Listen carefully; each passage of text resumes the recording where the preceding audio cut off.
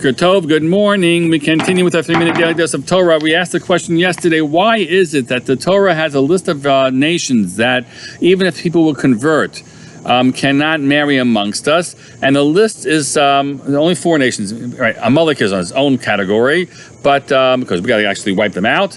But these other 4 nations are on a bad list, a no-fly list, as it were. But for the Egypt and Edom, it's only 3 generations worth, and then after that they can marry amongst us. Whereas Ammon and Moab, no, it's forever. It's forever. And so the Torah tells us why. Edom achichahu, they're your brother, Esav. Okay.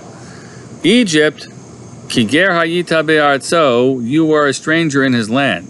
So even though they came out to try to kill us, there's something that enables us to soften.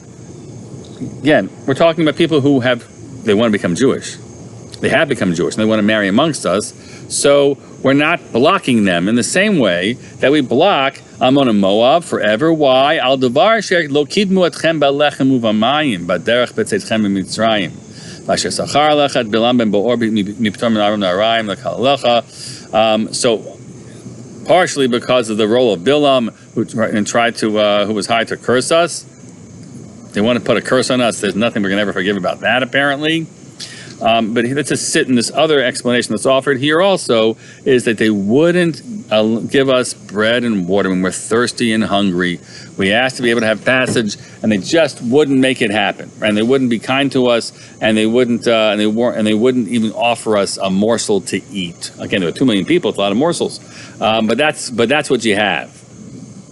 And one of the explanations that's offered is that we're talking about who can marry amongst us. It's somehow like, DNA questions, which are unfair to cover a whole, to make an entire nation this way. But there's a core character flaw in the DNA of Ammon and Moab.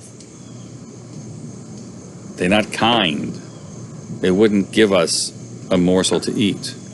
We were in Egypt, and again, they ended up, doing some pretty terrible stuff. There's a lot we want to say otherwise, right, about causing us the grief and pain and suffering of being enslaved there. And then Pharaoh came out to get us. But you know what? For that early period of time, we should never forget. When we came down to Egypt and we were starving and hungry, Egypt was good to us. They allowed for Yosef to rise to power, and they were kind through, maybe under his guidance, right, to our people, to our great-grandfather Yaakov and family, and that's never to be forgotten. And we presume it's not something that was built into their DNA in the same way. A very intriguing distinction, and I leave it to you to consider other options as well. Have a great day.